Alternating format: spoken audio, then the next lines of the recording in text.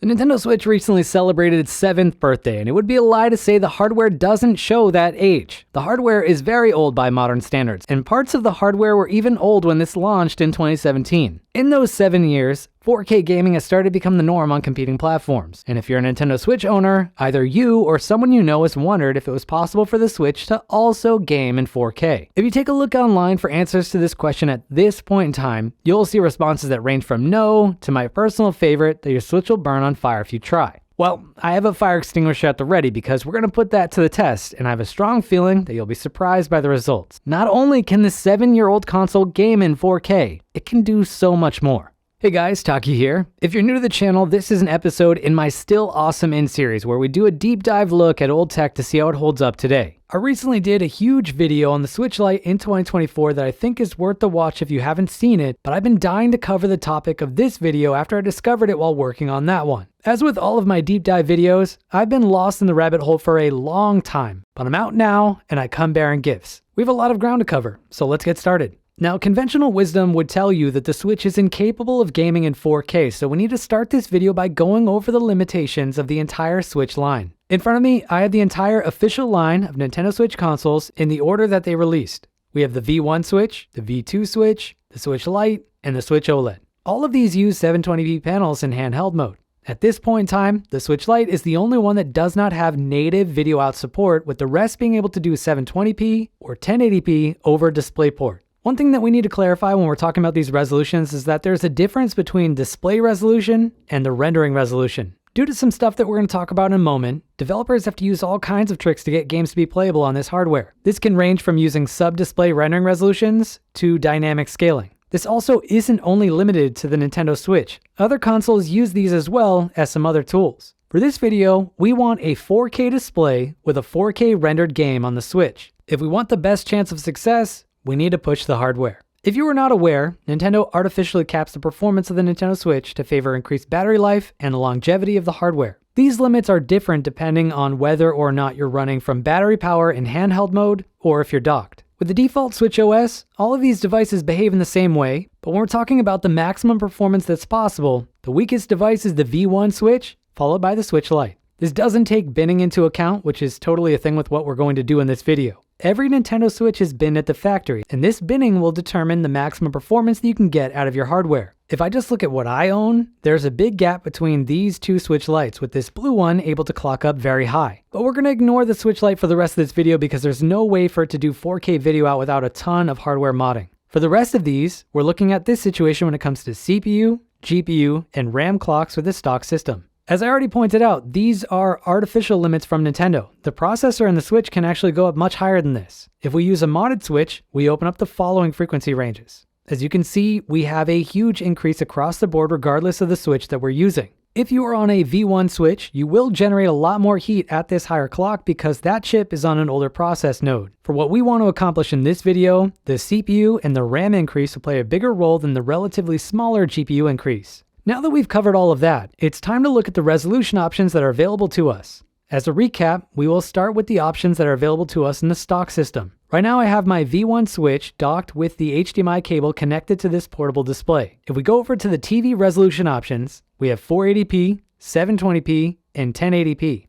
Again, these are the display resolutions. If you set this to 1080p, it doesn't mean the game will render at a 1080p resolution. In order to access higher resolutions than this, we need to run a modified OS. I'm going to go with Ubuntu Jammy for this since I already have it ready for this video. We also need to switch over to a different display. The only display that I own that can showcase everything that the Switch can do is this gaming projector from BenQ. As you'll see very soon, the Switch has a ton of display resolutions that it supports along with a ton of refresh rate options. The Nintendo Switch is able to just about max out the capabilities of this projector, which is something that I can guarantee this company had no idea about. The only thing that the Switch can't do is HDR, but we don't care about that for this video. So let's get this thing booted up to see what we have. The first thing that we see is that we have a 720 by 400p resolution selected by default. This is a fallback resolution. As a recap, the native display is a rotated 720p display, which my cat isn't a fan of. If we open up the display options for this display, we can see a bunch of resolutions available, including our max stock resolution of 1080p.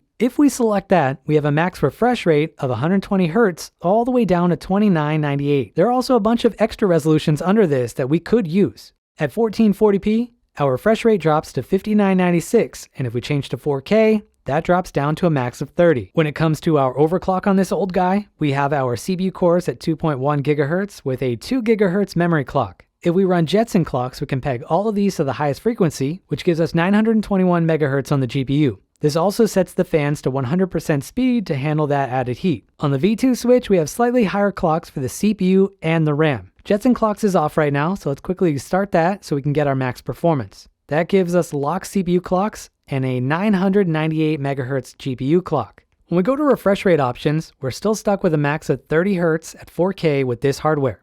Let's check the OLED switch. Here's my OLED switch. For this, I have the RAM set to a whopping 3 GHz. If we turn on Jetson clocks, we have a max CPU clock of 2.4 GHz with a max GPU clock of 1.1 GHz. The GPU can go higher than this on my OLED, but the CPU will drop by 100 MHz if I do so. The biggest difference that I'm seeing here is that we now have a new maximum refresh rate listed for 1080p at 240 Hz, which is kind of nuts. If we go down to 1440p, we now have an option for selecting 120 Hz. And finally, at 4K, we have a 60 Hz option available, which is what we want for this video. So that's a little strange. The V1 and the V2 switch both have the same resolution options available as the OLED switch, but they don't have the same refresh rate options. We know that the V1 switch uses an older version of the Tegra X1, and we already saw that it can't clock as high as the V2 or the OLED switch. But the V2 and the OLED switch use the same Tegra X1 Plus chip, so why does the V2 switch have limited video out support? Is the OLED switch dock just better? The answer to that question is yes. If the OLED switch uses either the V1 or the V2 dock, it will have the same 4K 30 option that they do. But those switch units don't gain 4K 60 by using the OLED dock. This is where you will probably get a little disappointed with Nintendo, but all of these Switch units support the same video out capabilities from the chip level. Even the Switch Lite processor has the ability to output video out since it uses the same Tegra X1 Plus chip that's used in the OLED Switch. Nintendo just opted not to connect any of those signals required to get video out support on that Switch. On the V1 and the V2 Switch, Nintendo wired up 2 DisplayPort lanes to the USB controller chip. With 2 DP lanes, you have enough bandwidth to get 4K 30, which is what we have. On the OLED Switch, Nintendo wired up 4 DP lanes to the USB controller chip. This is the reason why the OLED Switch supports 1080p at 240, 1440p at 120, and 4K 60 video out. Those extra lanes are not connected on the V1 or V2 Switch, and none of the lanes are connected on the Switch Lite. But anyway, I want to see what this Switch can do with these new refresh rate options. We'll come back to the V1 later on in the video, but I'm going to stick with my OLED Switch and my OLED Switch docks so we can see the peak of what this hardware can do. We're going to kick things off with 1080p at 240 Hz, and it is surprisingly pretty difficult to find non-2D games that have an uncapped refresh rate that can run at up to 240 FPS on the Switch. Our best chance to cap out the capabilities is with a native ARM Linux game. As you can see, this is OpenLara, which is an open source port of Tomb Raider 1. You can see the Mango HUD overlay on the top left of the screen.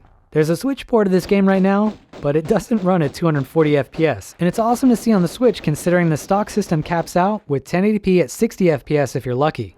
I wanted to grab another native ARM Linux game for this resolution option, and I thought we would also hit 240 FPS with a Doom port. This is Crispy Doom running Doom 2 with a few enhancements enabled. As you can see from the Mango HUD overlay, we don't get close to 240 FPS with this, which is kind of surprising.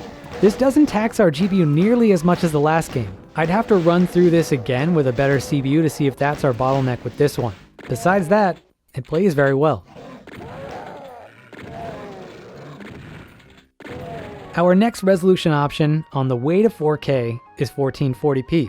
This is the first resolution that is not possible at all on the stock Switch. I was originally planning on skipping over this, but I was shocked to find that some GameCube games have the ability to run with a 4x native upscale on the Switch. I never bothered to push the rendering resolution over 3x native, so this is awesome to see. We don't have the Mango HUD overlay for this, but I think it goes without saying that not every game will run at full speed at 4x native. To give a complete picture, I included games that run well and others that struggle. Just keep in mind that this is at 4x native. This shows that the Switch should have little trouble running select GameCube games at native resolution if Nintendo wanted to add them to NSO.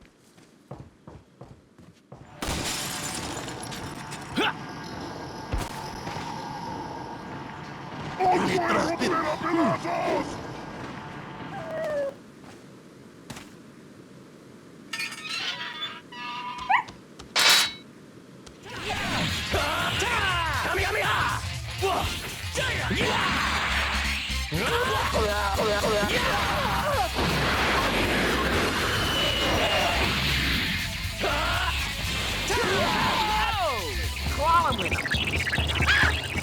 They're shooting at us. How original of them.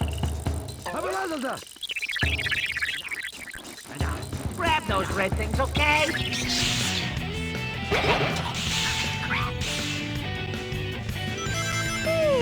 I hear something moving!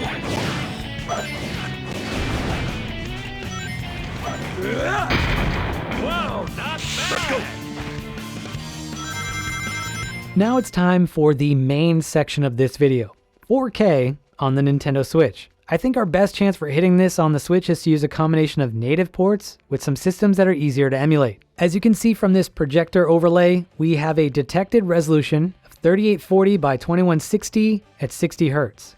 The first system that I tried with this is PS1 with a 9x native resolution bump. Even though this is an easier system to emulate, not all games will run at 9x. Here's Bloody Roar 2 for example, which struggles a bit. It's also rendering way more pixels with a listed resolution of 4599 by 4032. In this case, our GPU is the bottleneck, and if I overclock the GPU to 1.2 GHz, this runs at around 3 FPS faster. Other PlayStation 1 games don't render at this resolution when you pick 9x, and they are also easier to run at full speed. And for demonstration purposes, I'm using Joy-Cons to play these games. They connect over Bluetooth and Linux, and they work across the board. There are some instances where other controllers don't work that well, and in those cases, the Joy-Cons are the best option. For other games, I'll use a keyboard and mouse. But yeah, I just went through the normal selection of games that I test when I'm benching hardware, and this is holding up well with the exception of that first title. I am noticing that VSync isn't great on this. I almost thought that I didn't have the option enabled, but I did, and it's not working that well. This reminds me of the screen tearing or stuttering issue that the Switch has in handheld mode under Linux, but I'm surprised to see it in docked mode. It could be that it's just limited to 4K because this is the first time that I saw this in my tests. I'll check back on this later. Besides that, everything else is fine with PlayStation 1 at 4K. Up from here, we're going to go with PSP, which also has the ability to run at 4K on the Switch if we select an 8x native resolution. It probably goes without saying, but you won't be running God of War at 4K on the Switch, at least not without some hacks, but everything else seems to run pretty well. Even big games like Final Fantasy Type 0 run very well with a few slowdowns. Even though this is only PSP, it's important to note that PSP games look ridiculously good at 8x native if you have a display that's big enough to see all of the fine details. The enemies that you see on screen right now are about twice the size of my head. This looks nuts in person.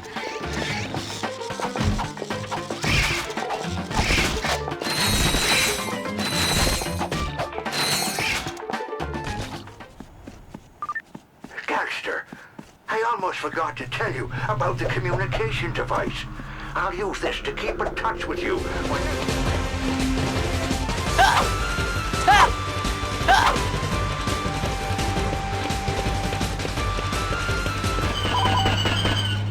Command post is under Republic control. Hostiles have gained a command post. Jango Fett on the job. That's going to be it for emulation. Let's now move over to some native ARM Linux ports which should have the best chance of running at 60 FPS with a 4K rendering resolution. The first game for this is Doom 3. I'll be honest with you, this game doesn't age that well if you select low settings, but it is rendering at 4K, which is what we care about for this benchmark.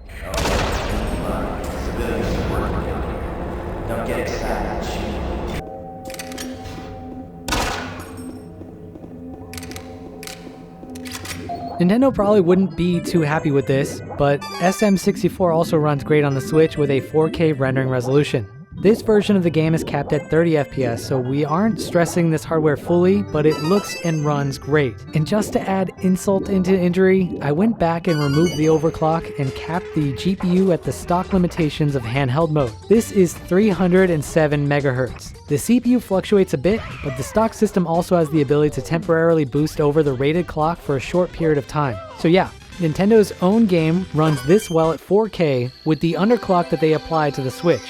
It's nuts.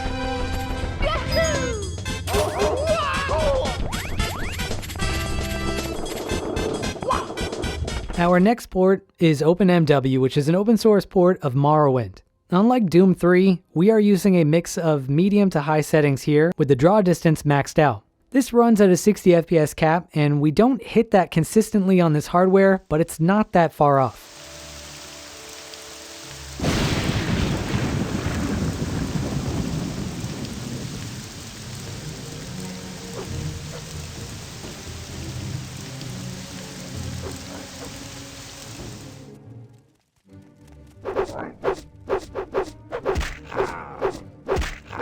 Another game that runs similar to OpenMorrowind is the Java version of Minecraft. We have to dial back the draw distance to improve FPS with a 4K rendering resolution with this game. All things considered, this is not a bad way to play Minecraft, and it runs much better than the official game does on the Switch.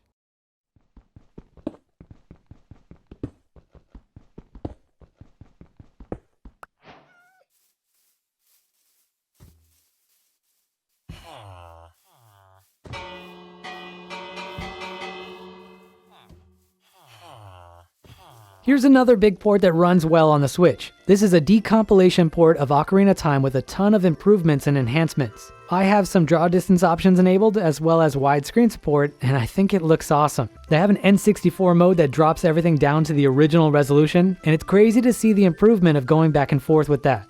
It's like how you remember the game versus how it actually was. I'll also point out that we have a slight bump to the FPS with this port.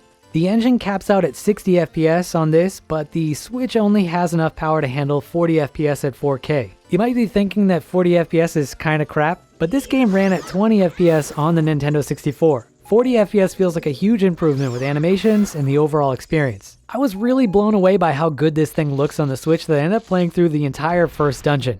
If you haven't tried this port, it is something that you have to try, especially on the Switch in 4K. The best thing is that they can all do at least 4K 30 video out, so this is good on all of the main ones.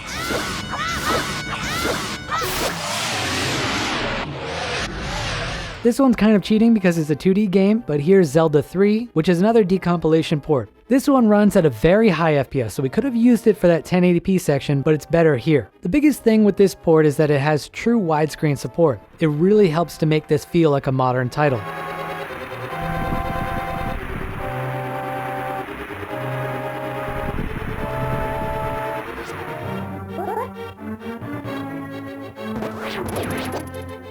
For our final ARM Linux game, we have the Re3 GTA 3 decompilation port. We're using low to medium settings for this, and this game runs between 30 to 60 FPS at 4K.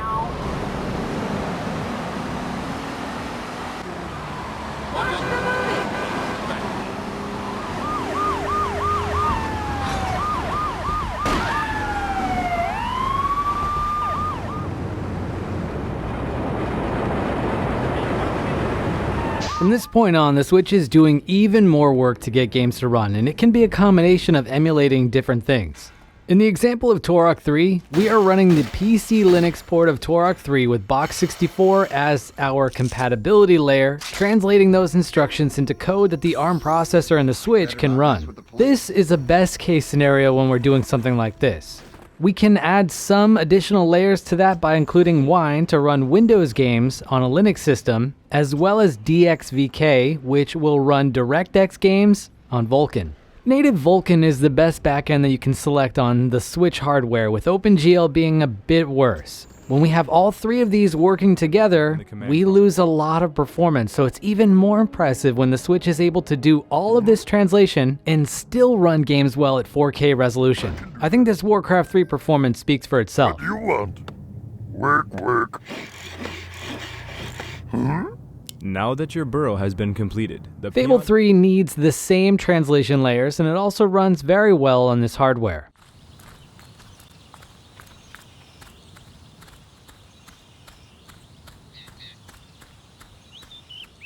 What are you doing? I'm sorry.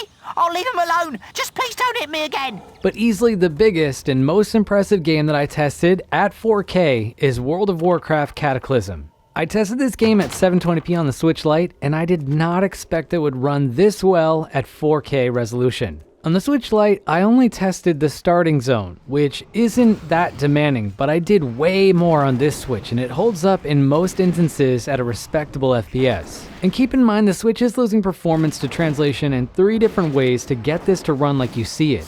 It is first translating 64-bit PC code to ARM with Box 64, then it's using Wine to run a Windows game on Linux, and then it's using DXVK to run DirectX 9, which this version of WoW uses, on Vulkan. In solo questing areas, you are almost always going to be over 30 FPS, In bigger dungeons, this will sit closer to a console 30, and if it's good enough for Breath of the Wild, it's definitely good enough for a game that is this big. I don't know that I would necessarily raid on this unless I was doing it for the memes, but I can guarantee people played this version of WoW at lower FPS than this when this game was new. It is insane that this is even possible. Okay, so I think we can confidently say that the Switch does have the ability to not only display content in 4K, but it also has the ability to game in 4K. The Nintendo Switch was able to do everything that we threw at it thus far. It can do retro emulation in 4K, it can play native ARM games in 4K, and it even has the ability to play PC games in 4K. All of these are things that the Switch is not supposed to be able to do with the default limitations that Nintendo imposed. But you might be saying to yourself that there's one thing that we did not test, and that's whether or not the Switch can run Switch games in 4K. Clearly, we have the raw performance to run games that rival Switch titles at 4K based on what we already did. My Switch isn't on fire after all of that, but I also don't know if it would be on fire without testing one more thing. Unfortunately, this is the point of the video where Nintendo is going to send a red turtle shell through my front door because there aren't many good ways that we can go about testing Switch games in 4K. We could probably recompile a modded version of the stock system that allows us to output in 4K, and then we could probably use some hacks or cheat codes to force the rendering resolution up to 4K, but that is an entirely different network of rabbit holes that I would never find my way out of, so I won't be doing that. That leaves me with one option: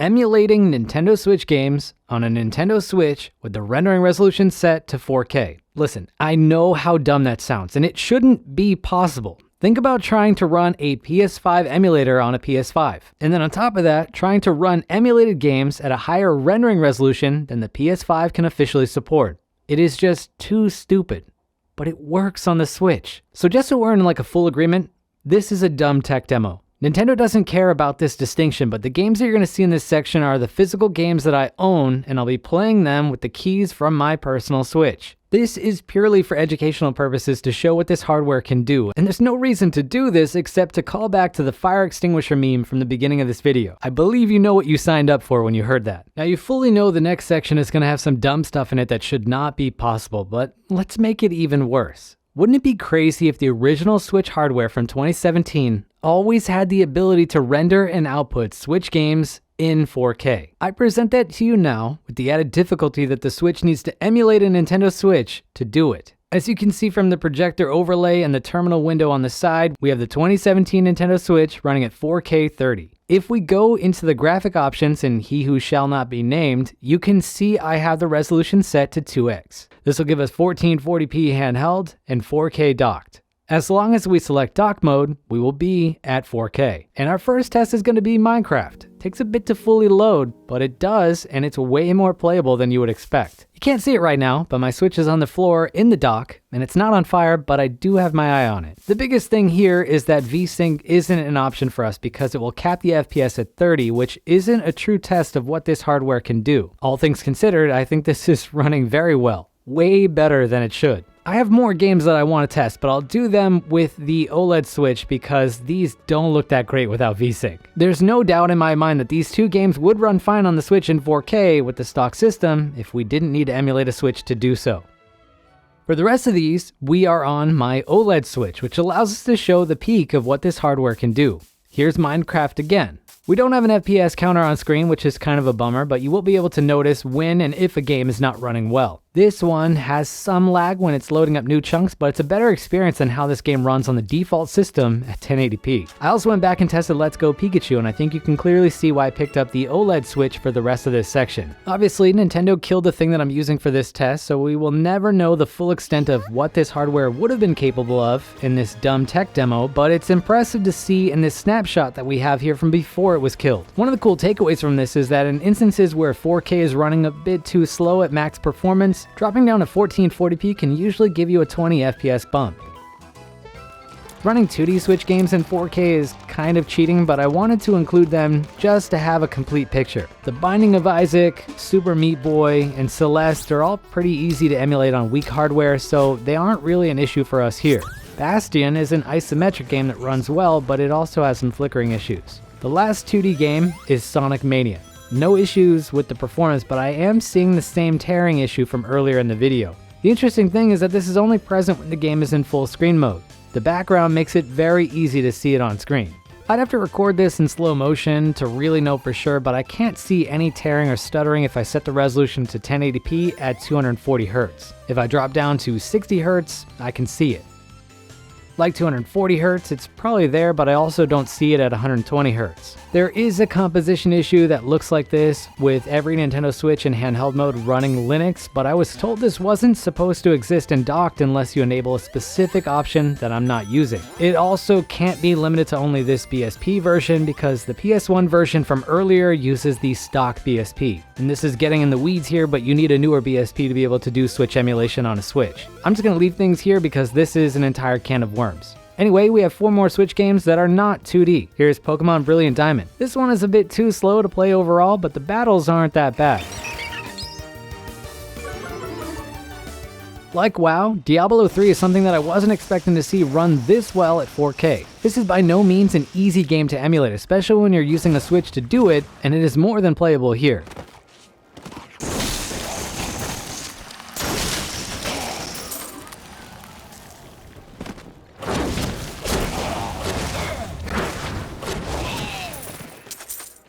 Next up, we have Breath of the Wild. This starting area isn't that demanding compared to the rest of the game. I don't expect anything more than shrines to be playable under emulation. The main world would probably be a slideshow.